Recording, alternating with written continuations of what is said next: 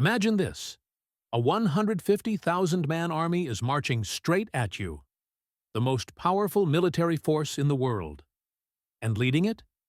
Mehmed II, the conqueror of Constantinople. A man whose name shook Europe. A normal ruler would run, or kneel, or beg for mercy. But Vlad? Vlad chose something else. He launched one of the most terrifying psychological warfare operations in medieval history. So shocking, so perfectly executed, that even the conqueror himself turned back. What you're about to hear is real, and it will change the way you think about warfare forever. The year is 1462. Hills burn, villages smolder. The earth trembles beneath marching boots. Mehmed II has summoned the largest army the Ottoman Empire has ever assembled. Letters boast about 150,000 men. Some historians claim 250,000. Even 300,000. This wasn't an army. It was an empire on the march. Janissaries in perfect formation, Sipahi cavalry shaking the ground, Akinji raiders, Azab infantry, artillery crews, engineers, bridge builders, supply caravans stretching for miles, a moving city of steel, silk, and fire. And standing in its path? Vlad III of Wallachia, with maybe 30,000 men. Hopeless odds, unless you're Vlad the Impaler. To understand his brutality, you need his backstory. As a boy, Vlad and his brother were hostages in the Ottoman court. His brother, Radu, adapted, converted, rose in the ranks. Vlad didn't. Vlad watched his captors, studied them, learned their language, habits, rituals, military structure. He learned everything. And he learned it with hatred. One day, he promised, he would use that knowledge against them. For years, Wallachia paid tribute, 10,000 ducats, and 500 boys for the Janissary Corps. Mehmed sent envoys as usual. Vlad nailed their turbans to their skulls. That was his answer. And then he crossed the Danube and attacked first, burning villages, slaughtering garrisons, and leaving thousands impaled as a message. In a letter, he claimed 23,884 Turks killed, written like he was listing inventory. Diplomacy was dead.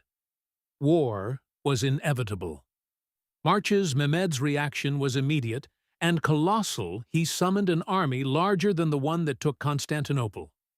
And the Ottoman war machine rolled across the Danube.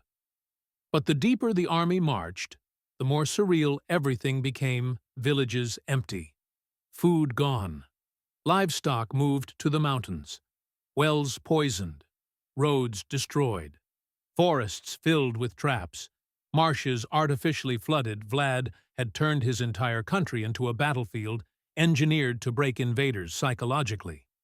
Ottoman soldiers murmured, "Where is everyone? Why is everything dead? Is he watching us?" Yes, he was. Night after night, Wallachian raiders struck without warning. Supply trains vanished. Isolated groups were slaughtered. Horses stampeded. Ottoman soldiers barely slept. They weren't fighting an army. They were fighting a ghost. Fear spread faster than disease, and Vlad hadn't even begun. One night, a lone figure approached the Ottoman camp. He walked past the guards. They barely looked at him. It was Vlad. Inside, a 150,000-man enemy camp. Alone. He memorized everything. The Sultan's tent, Janissary formations, cavalry positions, supply zones, watch patterns, morale, weak points. And he overheard the most important detail.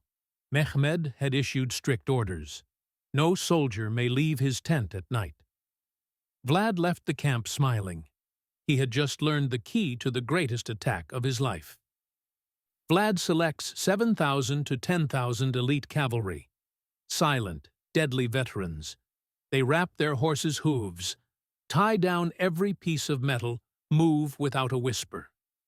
They descend toward the Ottoman camp like shadow incarnate. At the gate, Vlad rides forward alone and speaks perfect Turkish. The guards open the gate, and Wallachia pours in.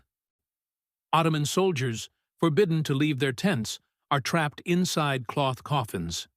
In the confusion, many kill their own comrades. The perfect psychological strike. Meanwhile, Vlad charges straight toward the Sultan's pavilion, his sword cutting a path through terror. But Mehmed had already been evacuated. The one chance to end the war instantly was gone. Vlad ordered the withdrawal before dawn.